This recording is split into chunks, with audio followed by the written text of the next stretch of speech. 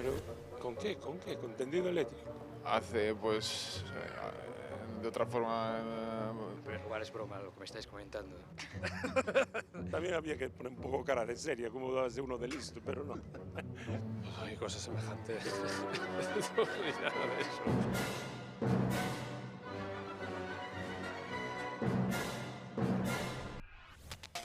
15 minutos sobre las 10 de la noche. Don Ernesto Sánchez Pombo, muy buenas noches. Roberto Blanco Valdés, muy buenas noches. Buenas noches. Lourenço Fernández Prieto, muy buena noite. Boa noite. Pablo Arangüena, muy buenas noches. Muy buenas. Xosé Luis Barreiro, muy buena noite. Boa noite. Y saludamos también esta noche en el plató de Viauve a Mamadou Díaz, muy buenas noches. Muy buenas. Está por España, por Galicia, en este caso, presentando estos días este libro, 3052. ¿Qué es 3052, Mamadou?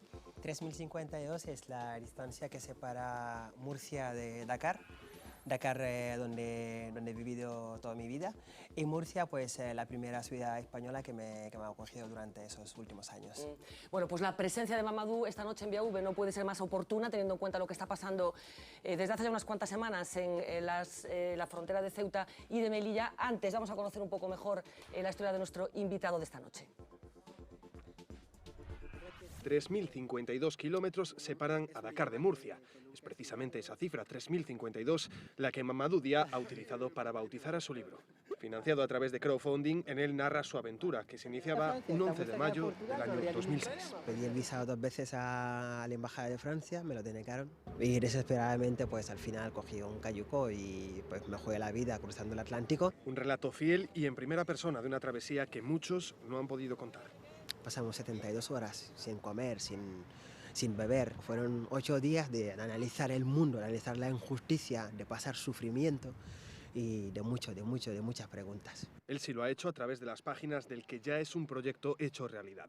Una historia de esperanza, superación, pero también de decepciones. Nosotros desde Senegal pues nos vende una imagen de Europa como que todo el mundo tiene coche, todo el mundo tiene casa. Cuando llegas aquí te das cuenta de que 60% de la gente que tiene coche es del banco. Esa pobreza no cruza Melilla para ir a África. Tras 8 años en España, Díaz mantiene hoy un discurso crítico con las políticas de inmigración llevadas a cabo por España y Europa. Que la puerta para entrar al mundo civilizado sea una puerta donde se matan gente, sea una puerta donde hay cuchillos, que la gente se puede clavar y morirse.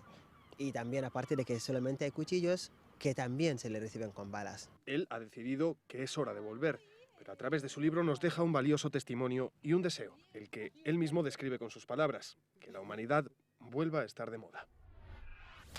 Bueno, Mamadou, el 11 de mayo del año 2006 tomas una decisión que va a cambiar tu vida. ¿Cómo era tu vida en Dakar hasta ese momento? ¿Por qué tomas esa decisión tan importante para ti? Bueno, mi vida en Dakar realmente era una vida con un futuro, que era demasiado, muy oscuro, ¿no?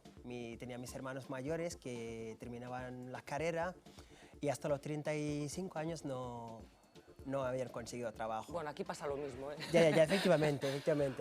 Pero bueno, que había una tasa de paro juvenil, súper exagerado.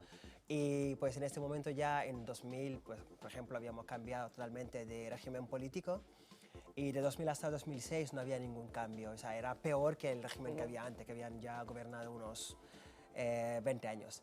Entonces, pues todo el juego, todo el sueño de la juventud, pues este gobierno en sí, pues vosotros habéis dado cuenta de que entre 2000 y 2008 fueron muchas salidas de jóvenes senegaleses hacia España. Pues es esa realidad que al final pues, que me empujó también a... ¿Qué noticias os llegaban allí de Europa? ¿Por qué el futuro pasaba por Europa? Mientras estabais viviendo una realidad que no os gustaba, lo que estaba pasando allí, ¿qué llega de Europa allí? Allí lo que llega de Europa es lo que comenté antes, ¿no? La imagen pobre de Europa no viaja. Nosotros por muchas razones, ¿no? Primero la esclavitud, por segundo por la colonización y tercera pues que es la deuda externa. Y pues el manejo, el saqueo también de las riquezas de África muchas veces, pues esto es un castigo que hace que pues siempre estamos pendientes de Europa, ¿no? De lo que está pasando en Europa. Y como a través de la televisión, pues eso se filtra súper bien. Nosotros se idealiza lo que está pasando aquí, ¿no? No es que solamente se idealiza, sino que la televisión filtra solamente la parte bonita esa de o sea, del mundo desarrollado y nos lo pasa a nosotros. Entonces, eso hasta que no llegas en tierra española no... No te das cuenta de cuál es la auténtica realidad. Así que el 11 de mayo, como decíamos, del año 2006, tú decides dar ese paso, un paso que primero tratas de dar de otra forma. Contabas en el reportaje que tú vas a la embajada y tratas de que ese tránsito sea de otra forma, ¿no? Y te encuentras cerradas todas las puertas, no hay posibilidad de acceder a Europa, ¿no? Efectivamente, es curioso, cuando tú entras en la embajada, en la puerta de la embajada de Francia, en Senegal, te ponen que el hecho de conseguir toda la documentación que nosotros pedimos no significa que te damos el visado. O sea, que el que hace la ley hace la trampa en ese sentido. O sea, yo te pongo aquí una serie de requisitos, que es lo que te pido, pero el hecho de haberme traído no significa que te voy a entregar un visado. Y luego, o sea, son miles y miles y miles de senegaleses que al año se presentan delante de la embajada pidiendo un visado y entregando un dinero, ¿sabes?, para la gestión de estos documentos, para el trámite de esos documentos. Y este dinero nunca, o sea, nunca ha sido devuelto a ningún senegalés. ¿Cuánto cuesta un trámite por la vía legal, digamos? Pues el trámite solamente de papeleo puede llegar hasta 150.000, que aquí más o menos serían como 300 euros. Que es cantidad allí, Es ¿no? una cantidad, claro. Es un dinero exagerado. Bueno, visto que no encontraba salida por esa vía, pues recurres a un viaje en cayuco. Claro. ¿Cómo llegas al cayuco? Porque aquí la mitología lo que dice es que hay una serie de mafias que se ponen en contacto con la gente que quiere dar este paso, que son los que están sagrando la gran tajada del drama de muchísimas personas. ¿Cómo llegas al cayuco tú? Bueno, lo que también tiene dominado los medios informativos, lo que también tiene dominado es manejar la realidad, o sea, deformar la verdad. En ese sentido, o sea, aquí muchas veces se dice que los que organizan el viaje en cayuco son unos mafiosos. No, no son mafiosos. Los verdaderos mafiosos es el gobierno que firma contratos de pesca sin control, en ese sentido con España y con China. España y China fueron los dos países que más han saqueado los recursos marítimos de Senegal. Entonces, en este caso, los verdaderos mafiosos fue España y el gobierno senegalés que habían firmado este contrato. De esta pesca sin control, que dejó 20 años después esta población que vivían de la pesca sin peces. Sin recursos. Esos que ya tenían sus barcos preparados para ir a faenar, se encontraron sin peces. Y al final tuvieron que darle una salida a esos cayucos. Al final, desesperadamente, cogieron esos cayucos y se metieron, o sea, bebiendo el Atlántico. ¿Cuánto te costó a ti el viaje en cayuco, Amadou? A mí el viaje, como yo quería salir para dejar de depender de mi madre, o sea, no podía, y era estudiante en este momento, no podía presentarme otra vez delante de mi madre para pedirle dinero para que me pagara este viaje. Entonces yo lo que hice fue meterme a buscar gente que organizaba viajes, o sea, propietarios de cayucos que organizaban viajes. ¿Es fácil? ¿Es fácil acceder Claro, porque yo vivo en la orilla del mar y conozco mucha gente que tienen en cayuco. O sea, mi familia tradicionalmente vivía de la pesca. Claro. Entonces conocí bastante gente que organizaba viajes y tal, y me hice amigos y tal, y pues esa gente le busqué cliente a cambio de poder ganarme una plaza en un cayuco. Pues al final cuando se cerró la cifra de el número de personas que iba a subir en el cayuco, pero al final pues subimos yo y mis dos hermanos. ¿En total cuántos ibais? Salimos unos 84 personas. 84 personas. Sí. Y estuvisteis 8 días en el cayuco. Sí, tuvimos 8 días de viaje. Estamos hablando del mes de mayo. ¿Cómo fue la travesía? Supongo que pasó de todo. ¿Tuviste miedo en algún momento? Sí, tuvimos bastante miedo, porque realmente es lo que yo digo, ¿no? El mar, cuando tú vives en la orilla y ves el mar, muchas veces ves la superficie del agua por todo lo que tú veas, ¿no? Es cuando ya te metes hacia adentro que ves que el mar tiene demasiada agua. O sea, y es que te das cuenta de que cuando miras los 4 rincones y todo lo que ves es agua, y ya te das cuenta de que el mar tiene demasiada agua. Es ahí ya donde te enfrentas con el mal tiempo, con las olas, o sea, que el agua que salpicaba pues, encima de nosotros, o sea, fue horrible. ¿Qué víveres llevabais? ¿Qué alimentos? ¿Qué agua? ¿Pasasteis sed? ¿Pasasteis hambre? Sí, porque llevamos pasta y llevamos arroz. Entonces, como al 4.º día de viaje, pues hubo una tormenta, o sea, bastante fuerte, pues esto mojo bastante, mojo la pasta y mojo el arroz. Pues entonces, pues al quinto día ya era todo podrido, no se podía utilizar. Pues el quinto día ya hasta casi 72 horas sin comida y sin agua. bebida. Sí. Mamadou, descríbenos cómo es un cayuco. Hemos visto imágenes, pero ¿cómo es esa embarcación? ¿De qué está hecha? ¿Cómo se hacinan tantas personas en una embarcación? ¿Cómo es? Te pregunto.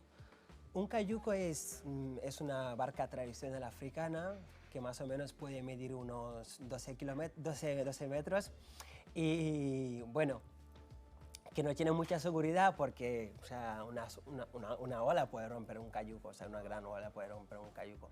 Y pues antiguamente nuestros padres, nuestros abuelos lo utilizaban para ir a faenar en las orillas, ¿no? A lo mejor 25, 30 millas, ¿no? No más. Fue luego poco a poco la rareza de la pesca que iba a más, hasta ir al norte, hasta ir en la frontera de Mauritania y luego ya hasta ir al interior de Mauritania. Y desde allí ya fue cuando ya la gente veía las luces de las Canarias, que no estaban muy lejos. Y seguramente cuando ya llegó este momento de ir a por España, pues la gente o sea, no lo veía como con mucho miedo. Bueno, pues esa travesía concluyó finalmente. ¿Sobrevivisteis todos? O sea, ¿llegasteis todos a tierra? No, perdimos un compañero en alta mar el quinto día. Por la noche se tiró uno al mar. Nosotros deducimos que se tiró al mar porque la verdad que el ambiente de viaje era bastante duro. Y pues cuando ya tuvo la tormenta y pasamos momentos malos, pues había mucha gente desesperada que se tiraba al mar y pues unos marineros bajaban, les pescaban y les metían otra vez para arriba. Y nosotros pensamos que él se tiró, eligió la noche para tirarse, para poner fin a todo ese sufrimiento. Bueno, finalmente, como decía, llegasteis a las costas españolas y bueno, empezó una peripecia distinta. ¿Cómo acabaste integrándote? Porque tú estás integrado ahora mismo, no sé en qué situación legal estás desde ese año 2006 hasta ahora. Bueno, ¿qué pasó en todo ese tiempo, desde que llegasteis hasta ahora mismo, Mamadou? Bueno, pasaron mogollón de cosas. O sea, primero llegas aquí y cuando llegas te cogen como si hubiera hecho un delito. Primero te cogen como si hubiera hecho un delito, pues te meten en un CIE, los CIE que son, o sea, que son peores Centro de internamiento, que son peores que los cárceles, ¿no? Es la situación que se vive en un CIE. Que pues después de estar en un CIE, pues te cogen y te llevan a Madrid en un vuelo y cuando llegas a Madrid te sueltan y te dicen, estás libre. Pues allí ya es cuando te das cuenta de que tu viaje empieza. Cuando te dejan en Madrid y te dicen que estás libre, allí ya tú dices, mi viaje empieza aquí. ¿Qué pasa allí? Pues no tienen los papeles.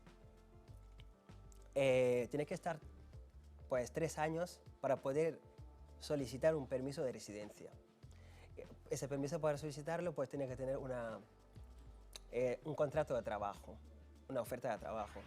Pues entonces, ¿qué pasa allí? O sea, una pescadilla que se muerde la cola. Que tú le metes allí y le dices que eres libre y que no puede trabajar y que no puede conseguir una casa, pues le metes en una situación que esta persona, pues, ¿qué va a hacer al final? Pues pedir limona o ¿qué más puede hacer? Pues prostituirse. Yo durante ese tiempo he conocido, o sea, muchísima mujer que se prostituía y te sacaban la única excusa que le quedaban como que este cuerpo es mío. Ya que no tengo otro remedio, lo puedo utilizar como yo quiero, es lo único que me queda. Entonces, pues te meten ahí en una situación donde tú realmente, o sea, puedes hacer cualquier cosa. Yo creo que la gente que han vivido el extremo realmente me pueden entender, porque al estar en el extremo, pues buscará cualquier medio, cualquier manera para poder sobrevivir. ¿A ti te fue un poco mejor en estos momentos? ¿Estás trabajando? ¿En qué situación estás actualmente, Mamadou? Pues actualmente, desde que he publicado el libro y he creado mi ONG, estoy trabajando en ellos. Pues estoy trabajando en mi ONG que pues, el trabajo cooperacional de desarrollo. Sí. Bueno, vamos a seguir hablando. Yo no sé si queréis hacer algún comentario enseguida. Vamos a entrar en los detalles de lo que está pasando, como decíamos, en las últimas semanas. Bueno, el conflicto es permanente en la frontera de Europa, que coincide que está en Ceuta y Melilla, pero en los últimos días han pasado cosas que todos sabemos, bueno, pues han puesto contra las cuerdas al Gobierno de España por algunas decisiones. Hoy ha habido otro pase también de inmigrantes. Se supone que unos 100 han conseguido cruzar la frontera. Decía que enseguida vamos a entrar en esos detalles, pero Roberto, ¿alguna sensación con respecto al testimonio que nos está contando en primera persona Mamadou? No, yo hay una cosa que quería preguntarle a Mamadou, y es ¿desde cuándo hablas español? Sí, eso es muy con esa llamativo, soltura? Porque es absolutamente sorprendente la calidad con la que hablas español. O sea, que llevas aquí, ¿cuántos? 7 años. Sí. Esto me imagino que no hablabas francés, o hablabas francés. Sí, hablaba francés. Hablabas francés. Sí, hablaba francés. Esa es la pregunta. ¿Cuántos idiomas hablas? Bueno, hablo inglés, francés. Antes sí que hablaba portugués, pero ya al estar bastante tiempo sin practicarlo se me ha ido bastante. Y pues no, mis lenguas africanas. Casi nada, bastantes más que Casi los que nada. estamos aquí en esta mesa. Todos juntos. Todos juntos, Todos efectivamente. Bueno, aquí es un sitio bueno para practicar el portugués, sabrás, ¿no? Que aquí Sí, he visto, gallego. sí, he visto. Se puede usar. Efectivamente. Bueno, vamos a ver, perdona, Roberto. Yo quería hacer, la sensación que tienes desde que estás aquí en la gente, diríamos, en la gente de Murcia, en la gente donde has estado, ha sido de una acogida, es decir, has tenido la sensación de que se te trataba mal, no digo las autoridades, me refiero a los españoles, a la gente con la que has tratado por ser inmigrante, por ser negro, por ser de otra raza, por venir de otro país, ¿has tenido esa sensación o por el contrario has tenido una sensación positiva en términos generales, digo? No, yo creo que siempre le he dicho, yo creo que hay dos tipos de españoles. El español con el que tú tratas en la calle y el español que desde arriba manda las leyes. Y ese muchas veces es que está arriba, es el que hace muchas veces que nosotros podemos decir, en términos generales, los españoles son racistas. Pero la relación que tenemos diaria con los españoles, con la que nos cruzamos por la calle, es una relación fraternal, una relación de acogida. Pero desde arriba, cuando nos someten a leyes que nos impiden poder convivir con esos españoles, y ya cuando nosotros podemos decir que pues el español es racista. Porque, por ejemplo, las leyes vienen de arriba, el que tiene que cumplir pues es el español de abajo. Muchas veces se ha sabido decir que un español no puede acoger a un inmigrante ilegal en su casa, un español no puede dar un trabajo a un inmigrante ilegal. Entonces muchas veces te enfrentas a un español que a lo mejor tiene muchas ganas, o sea, tiene muchísimas ganas de echarte una mano o ayudarte, pero piensa que pues a lo mejor está arriesgando su vida, puede ir a la cárcel, puede hacer tal, puede hacer Una otro. de las últimas leyes muy controvertidas tiene que ver con la asistencia sanitaria. Sabes que está habiendo problemas para los inmigrantes que están en situación irregular para ser atendidos. ¿Tú conoces a gente que ha tenido problemas para ser atendido? No hace mucho murió un senegalés, que tenía tuberculosis y que necesitaba una asistencia médica y no se lo dieron porque no tenía los papeles, porque no merecía eso. O sea, es vergonzoso, es vergonzoso. Yo muchas veces cuando se habla de temas del mundo desarrollado o del mundo civilizado y ves que en el mundo civilizado hacen esas cosas, o sea, por prestar a una persona que está en una situación necesitada, por prestarle la atención sanitaria que necesitaba, pues se le niega esa y yo creo que esas cosas, o sea, no solamente que se hacen injustamente, pero deberían de haber, o sea, un tribunal que se encarga de cuando pasan esas cosas. ¿Tú te arrepientes, Mamadou, de haber recogido aquel cayuco? Sí. ¿Te arrepientes? Sí, total. Total que me arrepiento de haberlo cogido. Sí, porque he gastado demasiada fuerza y demasiada energía en esa tierra, ¿sabes? Y que en cambio he visto que cada vez nos ponen leyes más difíciles para poder sobrevivir aquí. Entonces yo digo, si toda esa energía y toda esa fuerza lo hubiera gastado en mi tierra, uno participaría directamente en el desarrollo de esta tierra y creo que no sufría tanto. Por eso también me da lástima. Bueno, vamos a seguir hablando, como decía, porque hay actualidad en relación con la inmigración. Lleva viéndola todos estos días, pero hoy ha vuelto a producirse ese asalto, como según la terminología que se utiliza por parte de la Guardia Civil, de la valla de Melilla en este caso, 100 personas habrían conseguido traspasar esa frontera. Uxía Rodríguez tiene los datos de lo que ha pasado en las últimas horas. Adelante, Uxía. Fernanda, pues como decíais, un nuevo intento masivo de alcanzar territorio español. Esta vez un centenar de inmigrantes subsaharianos han logrado entrar en Melilla. Más de 400 se han quedado a las puertas y es que en este asalto han participado medio millar de personas. La Guardia Civil ya ha difundido 3 vídeos de algunos de los momentos que se han vivido esta mañana en la frontera. 3 vídeos que juntos suman poco más de un minuto y en los que podemos ver cómo agentes españoles e inmigrantes se lanzan objetos mutuamente. Imágenes tomadas desde una de las cámaras de seguridad situadas sobre la valla. Este es el primer vídeo difundido por la Guardia Civil. Una hilera de personas avanza corriendo y en orden rodeando esa alambrada fronteriza. En el segundo vídeo se ve cómo siguen en territorio marroquí, mientras en el lado español los agentes comienzan a tomar posiciones. Y en la tercera grabación se ve ya cómo trepan por la valla y se deslizan por ella hasta alcanzar el segundo tramo. Es aquí cuando se aprecian objetos, probablemente piedras, que pasan por encima de los inmigrantes para alcanzar a los agentes y cómo algunos de estos agentes se agachan, recogen algo del suelo y se lo tiran a los subsaharianos que están colgados de la verja. Se termina el vídeo antes de que ninguno de ellos alcance suelo español. Esta es la cuarta entrada masiva en la ciudad autónoma en lo que va de año, el segundo salto en apenas una semana. El pasado lunes, otros 150 inmigrantes lograron cruzar la valla en uno de los asaltos más multitudinarios desde el año 2005, cuando en un solo intento 350 personas llegaron a España. Hoy mismo, el ministro del Interior, Jorge Fernández Díaz, volvía a pedir ayuda a la Unión Europea. Tenemos el derecho y el deber de controlar nuestras fronteras.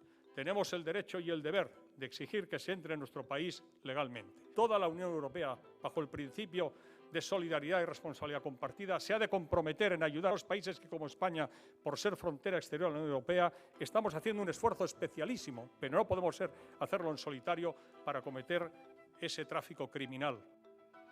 Y hoy mismo Bruselas, sin querer hablar específicamente del caso español, ha advertido de que los inmigrantes sin papeles tienen derecho a pedir asilo. Es decir, que las devoluciones en caliente que pretende aplicar el gobierno de nuestro país no se ajustan a la norma comunitaria. La loi européenne actuellement en vigueur est très claire. Si ces immigrés sont en situation irrégulière et ils ne demandent pas le droit à l'asile, dans ces cas, alors normalement il s'agit d'appliquer si possible une procédure de rapatriement.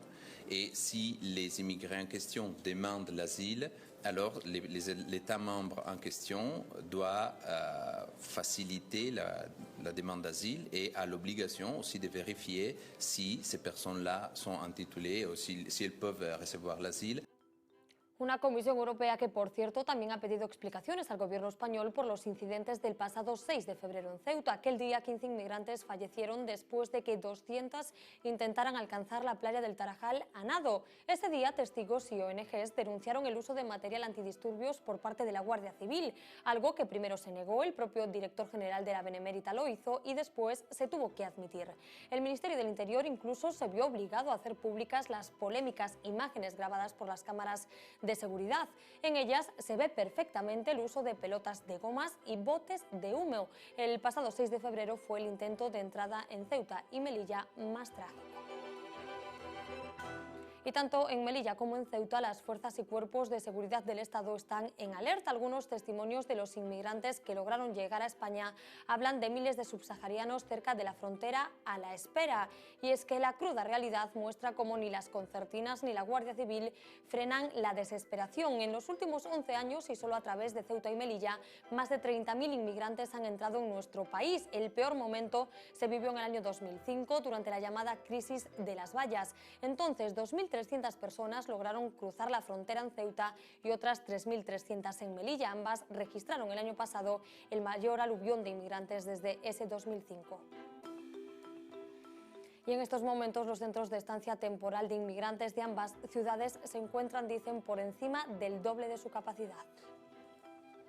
Pues en fin, datos que queríamos compartir con todos ustedes y que tienen que ver con lo que está pasando en estos últimos días. Mamadou, ¿tú cuando ves esas imágenes de inmigrantes tratando de saltar la valla, las imágenes del otro día tratando de llegar a nada a la orilla, la polémica famosa de los disparos de pelotas de goma, ¿qué piensas? Pues yo creo que pienso lo que piensa todo el mundo, que me da lástima y es vergonzoso que existan ese tipo de frontera para entrar al mundo civilizado con esos cuchillos, esas imágenes de gente que todos los días se mueren, se cuelgan su ropa allí, o se cuelgan, dejan la mano allí para poder cruzar. Y luego más que ya, que hace unos meses estaban todas las ONG luchando para que se quitan la manera como esté la frontera, ¿no? Con esos cuchillos. Y ya pues recientemente que utilizan balas, o sea, da igual que sean de gomas o lo que sea, para poder masacrar a gente así. Para mí es vergonzoso. Luego también la otra cosa más vergonzosa es el hecho de no saber la realidad que hay aquí, o sea, que hace que la gente se deja la piel para venir aquí. Porque luego no solamente que cruzar Melilla cuesta, o sea, y es costoso, pero sobrevivir aquí le es más. ¿Cuál es la solución? La solución es que la solución parte de los gobiernos, o sea, de los gobiernos occidentales, que para que sus empresas amplíen sus mercados en África, o sea, hacen todo lo posible porque o sea, existe un gran mercado para la gente que está aquí, que ahoguen ese mercado, ahogan el crecimiento económico de esas pequeñas empresas que están en África, que no pueden producir la misma cantidad ni pueden competir con ellos. Entonces, eso hace que esa pobreza que hay allí crece bastante y que la gente pues se tiene que salir para poder buscar otra cosa. Pues controlar los intercambios o el mercado internacional para que los países fuertes, o sea, dejan de mandar sus basuras en esos continentes, ahogando el desarrollo económico de esos países. De esos territorios Esa política es la primera para mí que hay que tomar, para que la gente que están allí en sus países pueden producir y pueden vender en su propio mercado. Pero que ampliar un mercado desde aquí hacia África no sea un delito, y que un africano salga de su país para venir aquí sea un delito, o sea, estamos hablando de cambiar las condiciones de vida allí. Claro. Vamos a ampliar la mesa. Lourenço, ¿cómo ves tú todo esto? Bueno, pues a verdade é que en fin, isto de velo en directo hoxe, é que a miña filla hoxe me preguntaba por este asunto porque tiña que facer unha redacción para clase en inglés, ¿no? Que seguramente ya faría moito mellor o noso compañeiro, ¿no? Con un inglés moito máis fluido, ademais do francés. Pero creo que o que estamos vendo precisamente son dúas cousas. Eu estaba pensando en dúas cousas distintas. Unha, o noso problema aquí non é a emigración. O noso problema é o paro, a crise económica, que dentro de moi poucos anos vamos a ter máis xente xubilada que traballando. Ese é o noso problema. O gallá teñamos capacidade para asumir esa emigración. E logo a outra pregunta inmediata, e que se fai todo o mundo, é que facer coas chegadas, claro, porque con todo isto hai unha enorme demagoxia, ¿no? Abrimos as fronteiras, a Guardia Civil non son azafatas, estas cousas que escoitamos estes días, que a min me resultan terribles, ¿no? Porque non sei se alguén viu, el antes facía unha narración dunha viaxe de 8 días, e non sei se alguén está familiarizado cun afogamento, pero eu tuve a desgracia de ter que sacar a 3 persoas da auga, unha delas morta nunha ocasión, ¿no? E cando alguén se está afogando, eso é incomparable a ninguna outra cousa. Ele o describiu moi ben. Que vivamos nun mundo no que alguén pode defender que se tiren botes de fume ou balas de goma porque é o que temos que facer e a Guardia Civil non ten outro remedio para defender as fronteiras, me parece dunha inhumanidade tremenda. E a partir da humanidade podemos falar. A partir de eso podemos falar. Que solución ten? Eu creo que é complicada, pero el tamén dixo unha cousa que me parece moi importante e que aquí, nesta mesa, e nós como galemos, debemos de reflexionar, ¿no? Cal é a solución? Eu creo que todos sabemos cal é a solución. A solución é que todos os planes de desenvolvemento, de cooperación ao desenvolvemento, de axuda ao desenvolvemento, se convirtan en algo menos que solidaridade e en algo máis que chamamos empresa. Cada vez que reclamamos os caladoiros de Senegal para a nosa flota, o que estamos propiciando é que os cayucos que pescaban naquelas augas non teñan pesca. E iso é algo que temos que empezar a reflexionar, tamén desde Galicia, tamén desde o internacionalismo, tamén desde o sindicalismo, porque o outro, efectivamente, é unha posición demasiado cómoda, tal vez. É un problema moi posiblemente complexo. imposible de soster, ademais, non? É un problema moi complexo, pero é evidente que hai un sur. En fin, isto está descrito desde hai moitos anos. Eu recordo sempre a Ludolfo Paramio, que algúns da mesa conocen, decir que isto iba a ocurrir hai 25 anos. El decía que isto iba a pasar, que era evidente que iba a pasar, e que nos teníamos que preparar para iso. Nos temos que preparar para dúas cousas.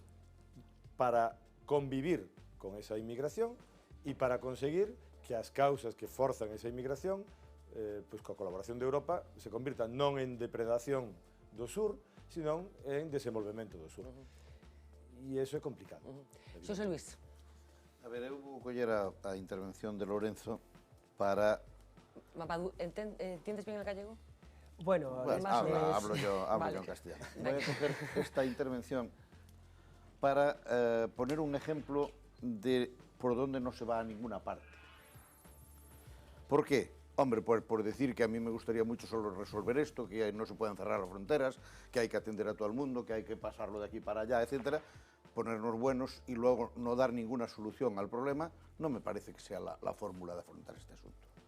Y pasando de esto, dicho así rápidamente, porque claro, si yo ahora mismo voy diciendo todo lo que tengo que decir, luego al final digo, pero esto claro, hay que tratarlo con humanidad, ya parezco mejor que si no lo digo. Y sin embargo, no he dicho nada, no he avanzado nada, ni he resuelto nada. Voy a empezar por un personaje maravilloso, que es el belga, que explica ahí de que los que vienen tienen derecho de asilo.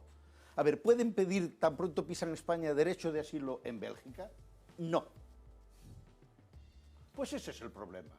Ese es el problema. Que lo que está haciendo en este momento Europa, de una manera indecente y tramposa, es hacer una política que le conviene al continente y reducirla a Ceuta y Melilla. O a Ceuta, Melilla y Lampedusa. O a las 4 costas que son accesibles por procedimientos baratos. Porque claro, si el que llega pudiese pedir asilo en cualquier país de la Unión Europea, de los 28, o por lo menos de los que tienen... de los que pertenecen al Tratado de Schengen, una parte importante ya lo teníamos resuelta. Ya la teníamos resuelta. Pero así, claro, es maravilloso decir, no, el derecho de asilo no es derecho en la Unión Europea, el derecho de asilo en el Estado que pisan. Y el Estado que pisan es el suyo, siempre es el suyo. Y usted le tiene que dar asilo a todo el mundo. Hombre, no, eso no es serio. Sí, eso es una... asilo mañana está Bélgica. Eso es una indecendia, una atrapallada. No. Si hoy se ten asilo aquí, mañana está en Bélgica. Claro, es que tú estás suponiendo que todo el mundo que pide asilo en España se va a quedar en España, cuando probablemente, Mamadou, hay mucha gente que llega a España, pero que el objetivo es irse a otros países de Europa, supongo. Efectivamente. ¿no? Francia o Alemania o el país que sea, ¿no? Entonces, ¿por qué tenemos nosotros el problema? Porque es a donde llega. Non temos o problema, temos a representación do problema. Tenemos a representación del problema. Temos a representación do problema porque Ceuta, Melilla, Canarias y Lampedusa. Claro, entonces nosotros tenemos y eso no se puede tratar así. Hay que tratarlo. Si yo estoy de acuerdo contigo, hay que tratarlo como una frontera de la Unión Europea. Claro. Y por tanto, lo que sucede le sucede a toda la Unión Europea en toda circunstancia. Si no, no vale. Si no, no vale. Y es que la segunda cuestión que me parece muy importante es que no me cuadra de tu intervención. Que habiendo llegado y habiéndote ido tan mal, no escribas el libro para decirle allí a la gente que no venga. Bueno, es claro, como no has leído el libro, pues no sabes lo que está dentro. No, pues entonces a ver si lo resolvemos por ese lado. Porque pues, si tan mal te va, que ahora te tienes que marchar y todo lo que te ha sucedido aquí han sido desgracias, pues nada, decirle a la gente que no venga. Bueno, eso parece que es el punto fundamental, porque yo no creo que todo lo que sucede aquí sean desgracias. Bueno, no creo eso. Bueno, tampoco, y la tercera cuestión es una pregunta... Eso. A ver, espera, déjalo contestar. La tercera, después acabas solamente, tú. es que es una pregunta, es otra pregunta para él. Vale. Si a ti ahora mismo ya tienes permiso de residencia en España, puedes llegar a ministro de Inmigración. De esto, que es ministro de Inmigración o ministro del Interior, puedes llegar perfectamente. ¿Qué política harías tú en este momento si fueses el ministro del gobierno español? ¿Qué política que pudieses hacer? La Claro. pregunta es si el actual ministro de Interior sería capaz de contestarte a esa pregunta. Porque, No, el ministro sí me está contestando. Sí, bueno, te está contestando y le de estamos aquella poniendo manera. a parir. Y ahora digo, Claro. Y el ¿cuál director sería de la la alternativa? ¿Cuál Guardia sería Civil. la política A ver, alternativa? la primera pregunta, Mamadou, que te Imagina, hacía. O sea, ¿le estás transmitiendo a tus compatriotas que no es un buen camino que tú emprendiste? Claro. Aquí en el libro hay una carta que escribo a mi hermano Hassan y a través de Hassan intento hablar con todos los jóvenes africanos. Le estoy diciendo de toda la energía que nosotros gastamos para venir aquí. Y le he dicho que si esa energía nosotros la gastamos en nuestra propia tierra, participamos primero por su desarrollo y no sufriremos tanto para llegar aquí. Porque el sufrimiento que tú ves en este caso para decirme no lo pasaste tan mal, no digo eso exactamente. Que no ha sido todo malo. Que ha sido todo mal, que no ha sido todo mal. Vale, yo soy un caso, pero son más de 15.000 los que se quedaron en el mar. Los que no pisaron España son más de 15.000. Y si yo no me encargo de decir esto, es decir que realmente la lucha que yo llevo no creo en esa lucha. La lucha de que la fuerza africana, la fuerza juvenil africana, debería de quedarse en África y trabajar en África. Pero aún así, el mundo desarrollado, el mundo civilizado, debería de respetar los derechos humanos, no violarla. En la frontera o estando en un país donde te dicen que tú eres ilegal. Pues ahora viene la segunda pregunta. ¿Cómo harías tú para respetar la frontera desde que una persona se coge un cayuco en Senegal? ¿Qué harías tú siendo ministro español para respetar los derechos humanos? No, yo siendo ministro español no, siendo ministro senegalés. ¿Qué haría yo para que los senegaleses no vengan aquí? Pero conviene que nos des, tú tienes una experiencia, y conviene que nos des una política por si la podemos utilizar. Bueno, entonces yo no hablaría con el ministro de España de Inmigración, sino que hablaría con el de Asuntos Exteriores para que cuando aquí se sobreproduce, que no le lleven a África. Que intentan regalarle a la gente que le están pasando mal aquí, en vez de llevarlo allí y ahogar el crecimiento económico. Porque realmente eso es lo que pasa. Europa le interesa el mercado africano para poder vender y desarrollarse, pero no le interesa que los africanos salgan de aquí, le interesa la tierra africana para poder sacar materia prima. Y en esto, en eso no se hace debate, ni se habla, ni tal, no. Se hace desde abajo y todo el mundo se calla. Y eso es lo que se debería hacer, una política súper clara y súper respetuosa y súper humana. Vale, yo saqueo tu tierra, puedes venir en la mía cuando tú quieres. Vale, pero yo saqueo tu tierra y tú te quedas allí. Yo después lo que saqueo, pues lo pongo como me da la gana, saco un producto y vuelvo otra vez y te lo vendo. Eso es lo que se debería de parar. Sí. Pero vamos a ver. A largo plazo yo estoy de acuerdo contigo, lo he dicho muchas veces. Yo creo que el desarrollo del entorno es la única salida. Y yo creo incluso una cosa, que tú no te atreves a decir, pero lo voy a decir yo. Sí. Yo creo que incluso si se abriesen las fronteras de otra manera, mucho más, que no hay la avalancha no es indefinida. No hay tal avalancha. Yo creo que no es tan indefinida. Efectivamente. La hay al principio seguramente, pero luego no es tan indefinida. Por otra parte, no olvides una cosa, que nosotros no tenemos ese tiempo tan lejos. Este país no hace tanto tiempo que era un país emigrante. Y un poquitito más tenía unas condiciones emigratorias enormemente complicadas. No, el problema es, ahora mismo, estando las cosas como están, de ahora a dentro de 2, 3 años, 4 años, ¿qué política se puede hacer para respetar los derechos humanos para una persona que la haga aquí? De momento, probablemente no disparar con pelotas de goma. Eso para empezar. A lo mejor es lo que hay que empezar a hacer. A lo mejor hay que empezar a hacer eso. Y sobre todo quitarle la responsabilidad a los Fernández y Fernández, que como dúo de payasos está muy bien, pero como responsables de la seguridad en este país son un desastre. Es decir, han disparado pelotas, han tirado botes de humo y además lo han negado como queriendo decir. Y acabo de escuchar al ministro hablando de tráfico criminal. Esto es alucinante en un país democrático en el siglo XXI. Vamos a ver, a mí todo esto de las devoluciones en caliente, de los disparos y de los botes de humo, lo que me pone de manifiesto es que quienes están en este momento llevando la política de inmigración y la política exterior no saben realmente lo que se están trayendo entre manos. Y lo que están trayendo entre manos son vidas humanas, que yo creo que es lo primero que tenemos que hablar aquí. Estamos hablando de vidas humanas, no estamos hablando de que los que entran aquí son vacas, ni becerros, ni leones. Estamos hablando que la Guardia Civil no sabe eso. No, pues por lo visto no. Por lo visto no parece que lo sabe. Bueno, Porque, es bueno, no, pues es lo bueno, visto no. claro. ¿Tú crees que no lo sabe? Me remito, como diría Caneda, a los hechos me repito. Es decir, a los hechos me repito. Se ha disparado, señores. Hoy salía en un periódico que decía, no hemos disparado. Hoy salía en un periódico un inmigrante con un ojo al virulé de una pelota de goma. Pero claro, es que quienes están llevando ahora la política inmigratoria se les llenó la boca de decir que aquí había avalanchas porque era el efecto llamada Zapatero. Y son los mismos que ahora están padeciendo el efecto llamada. Y no tienen ni una solución. Porque es cierto que el problema que tenemos no lo podemos arreglar nosotros solos. Es que es verdad. Porque somos la frontera de Europa. Pero es que estos señores, el ministro de Seguridad y Acojone General, que es para lo que sirve este señor, nos explica a nosotros lo que tiene que hacer Europa. No, hombre, explíqueselo usted a los europeos y vaya usted allí y exija lo que tiene que exigir. No me haga usted a mí el discurso, que yo ya me lo sé. El discurso yo ya me lo sé. A ver, Roberto.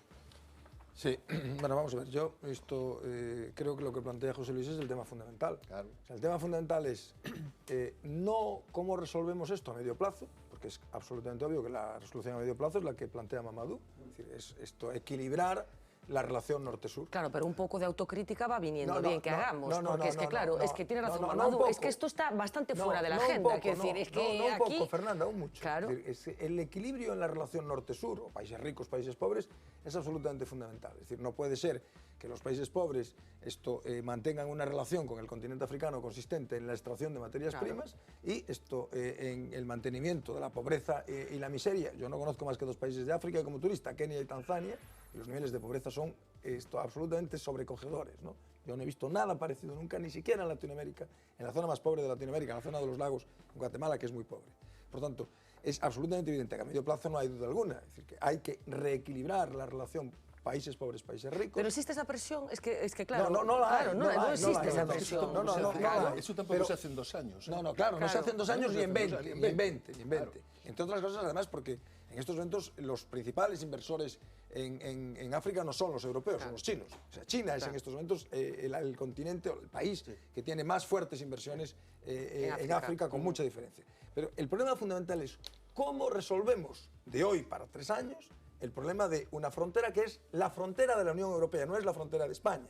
Y a mí me produce exactamente el mismo escándalo con José Luis oír al belga. O sea, exactamente el mismo escándalo. Oigo al belga, esto me parece de un cinismo absolutamente aterrador.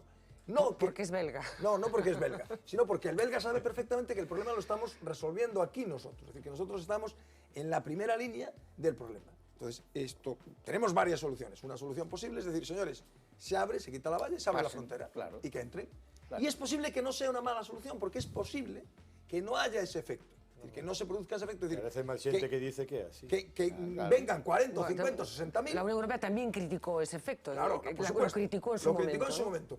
En un momento, además, sin que, cuidado, la mayor parte de los inmigrantes no entraban en España, está estudiado. Con los cayucos, entraban por las fronteras, por los trenes. Ni ahora tampoco. Y por Schiphol, y por Frankfurt, y por Malpensa, por avión, y por Heathrow. Y por tren. Es decir, que es por donde entraban la mayor parte de los inmigrantes, tranquilamente sentados en un tren. Luego llegaban y ya tenían condiciones que podían... Entonces, este es el problema que tenemos que resolver sin demagogia. ¿Cómo afrontamos un problema real? Y es que hay 40.000 personas o 50.000 personas. Mamadou nos acaba de contar que no están básicamente controladas por las mafias. Obviamente el ministro, cuando hablaba de acción criminal, se refería a la de las mafias, no se refería a los inmigrantes, sino a las mafias. Realmente para quitar la responsabilidad muchas veces es meter la pelota allí y que la gente lo hable. Acabo ya, Mamadou. Entonces, el problema es cómo lo resolvemos. Una posible resolución es quitamos la frontera, ¿sí? La abrimos, siendo conscientes de algunos datos que hay que decir. Que en España, que tú lo sabes, Mamadou, porque vives aquí desde hace muchos años, tenemos una tasa de paro del 25%, la tasa de paro entre españoles, ciudadanos españoles, está en torno al 14%, y la tasa de paro entre los ciudadanos de otros países, es decir, entre inmigrantes, está en el 30 y tantos, cerca del 40%. Es decir, que esto no se dice a veces, yo no tenía el dato, que lo escuché el otro día, y me llamó la atención. Es decir, claro, lógicamente la tasa es muy distinta entre los nacionales y los inmigrantes. Porque, entre otras muchas cosas, muchos de los inmigrantes tienen una baja cualificación profesional, etc. Entonces, esta es una posible solución. Pero si la solución llega a ser, si la solución finalmente fuera la de que hay que mantener la frontera, que hay que impermeabilizar la frontera, entonces esto no puede ser un problema solo de España. Esto es un problema de la Unión. Por supuesto, lo que es evidente, ni lo digo, lo que es evidente es que hay que hacer eso respetando los derechos humanos, que si las cuerpos y fuerzas de seguridad del Estado se exceden en la labor represiva, hay que abrir investigaciones y hay que castigar a quien se exceda. Esto va de suá, exactamente bueno, pues igual dejadme, con los Pablo, me inmigrantes faltas tú por intervenir, pero dejadme un asunto nada más, porque es que hablábamos, decías tú, Ernesto, que a veces nos olvidamos de que estamos hablando de seres humanos y a veces tenemos algún problema para cuestionar, bueno, pero para cuestionar comportamientos que han tenido lugar. Vamos a conocer un poco mejor al actual responsable de la Guardia Civil, Arsenio Fernández de Mesa. Como saben, en los últimos días se ha pedido su dimisión por parte de los grupos de la oposición a consecuencia, de esa desafortunadísima intervención para tratar de repeler la llegada de un grupo de inmigrantes peligrosísimos que estaban tratando de llegar a la orilla para salvar su vida. Marina Cabegato nos va a dar a conocer quién es este gallego, Fernández de Mesa, que algunos sitúan muy próximo a Mariano Rajoy, que incluso algunos relacionan o sitúan en esta relación el hecho de que todavía siga al frente de la Guardia Civil. Adelante, Marina. Pues Arsenio Fernández de Mesa y Díaz del Río es, según él mismo dice, un ferrolano de toda la vida, nacido en 1955. Su trayectoria política arrancó en la década de los 80 en el Ayuntamiento de Ferrol. Fue concejal entre los años 83 y 91 e incluso llegó a ser teniente de alcalde durante el mandato de Alfonso Couce XII. Desde la política local dio el salto a la estatal con un acta de diputado por la provincia de A Coruña. Fue coordinador nacional del partido con Aznar y también delegado del gobierno en Galicia. Y fue en esa etapa cuando le cogió de lleno la crisis del Prestige. Rajoy, que entonces era ministro, agradeció públicamente el apoyo que recibió por su parte en esta fase. Durante la catástrofe dejó en los hemerográficos frase como esta: solo hay una cifra clara, dijo, que es que no sabemos la cantidad de fuel que se ha vertido. Se convirtió en una de las personas de confianza de Mariano Rajoy, fue uno de los asesores del líder durante la campaña electoral y hace 2 años abandonó el escaño que ocupó durante 7 legislaturas en el Congreso para asumir, como decíamos, la Dirección General de la Guardia Civil. Consolidó así la tendencia abierta por Felipe González, en la que dejó de ser un militar el encargado de liderar el Instituto Armado. Su currículum fue también objeto de muchas controversias. Sus detractores en el propio Partido Popular de Ferrol le acusaron de atribuirse falsamente formación universitaria y de omitir, por ejemplo, que su plaza es como auxiliar de jardinería. Ahora mismo en su biografía oficial indica que es funcionario en excedencia del puerto ferrolano y también inspector técnico de una multinacional. Recurre al cursó estudios para decir que no terminó ingeniería técnica naval y también es diplomado en altos estudios militares. Últimamente, Fernanda, todos sabemos, está en boca de todos el cargo de Fernández. Y con peticiones de dimisión expresas. Gracias, Marina. Pablo. Pues esto de Arsenio Díaz o Fernández de Mesa me retrotrae a lo que hablábamos la semana pasada sobre la profesionalización de la política en el sentido negativo, ¿no? Yo creo que es un ejemplo ambulante de ese sentido negativo que tiene la patrimonialización de la política por parte de determinados personajes que verdaderamente sus méritos son completamente desconocidos y que a medida que van pasando por los sitios van causando incendios, ¿no?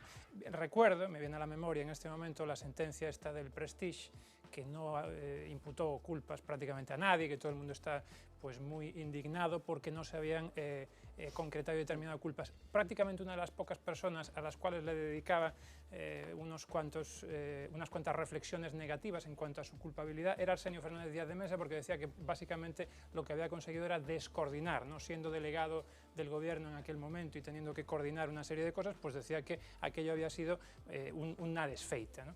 Bueno, pues esta desfeita parece que se reproduce ahora en la Guardia Civil. Llama la atención pues que un auxiliar de jardinería efectivamente llegue a director general de la Guardia Civil. Esto en otras épocas pretéritas de este país, que yo desde luego no me parece que hayan sido... Bueno, había una película de Peter Sellers que era un jardinero y decía unas cosas muy sabias, ¿eh? Sí, había un jardinero muy sabio, no, pero yo quiero decir, esto de que un auxiliar de jardinería llegue a director general de la Guardia Civil, bueno, refleja un poco el momento político en el que estamos en este Llegó uno que no era ni eso, ¿eh? Roldán, bueno, pero por lo menos Roldán tenía un currículum aparente falsificado, falsificado también, pero tenía un currículum mucho más aparente que el de este hombre. Ya puestos a inventar, Puestos a inventar, por lo menos inventó una cosa más sólida, ¿no? No huelga decir, yo creo que este problema hay que enfocarlo desde una sensibilidad que no está teniendo el gobierno, ¿no? En Galicia hemos producido al mundo, hemos sacado al mundo cientos de miles de inmigrantes. Me llama mucho la atención el doble rasero con el que este momento se enfoca cuando se habla, por ejemplo, de Suiza, que pretende limitar la entrada de ciudadanos comunitarios. Nos indigna mucho, pero sin embargo nos indignan bastante menos este tipo de situaciones a un país que en este momento tiene, en los últimos años ha habido 250.000 desplazados por motivos laborales y, por tanto, aparte de nuestra emigración histórica, pues sabemos algo específicamente en este momento de eso. No se puede simplificar este problema, es un problema muy complejo, de muy difícil solución. De hecho, es un problema que lo más probable es que no tenga una solución, es decir, nunca va a haber una solución perfecta para este problema, pero sí se puede enfocar de la mejor manera posible. El problema complejo requiere soluciones complejas que pasan por la diplomacia, la cooperación, que en este momento ha quedado reducida a cero, pasan también por la seguridad, pasan por reconocer la dimensión europea del problema que no se puede soslayar. A mí me gustaría preguntarle a Mamadou cuánta gente, para que me lo responda en un momento, cuánta gente, cuántos, si tiene ese dato, cuántos de los que pasan por España se quedan en España y cuántos van a otros países de Europa. En todo caso, lo que quiero decir es que el gobierno lo que está haciendo es enfocando este problema de la peor forma posible, básicamente criminalizándolo. Criminalizándolo, porque incluso hay un proyecto de Código Penal en este momento que yo no lo he leído, pero ya he escuchado por ahí ciertos análisis que dicen que se está previendo la criminalización de la conducta de ayuda al extranjero, ¿no? Al extranjero ilegal. Eso es un disparate como tantos otros que está cometiendo este gobierno, o como el que comenzaba diciendo que es un señor, Arsenio Díaz de Mesa, en un puesto que excede notablemente su competencia y su capacidad. La pregunta, y te lo pregunto, ¿cuánta gente de los que vienen? Realmente la cifra no me la sé, pero te puedo decir que en el cayuco en el que estuvimos nosotros, o sea, si hay gente que se han quedado en España, serían el 10% de este cayuco. O sea, que la gente utiliza España para llegar, pero después sí, porque muchos se países. fueron a Italia, claro. Y la otra mitad se fue a Francia. Francia es un destino preferente, supongo, en muchos casos. Claro, porque por el idioma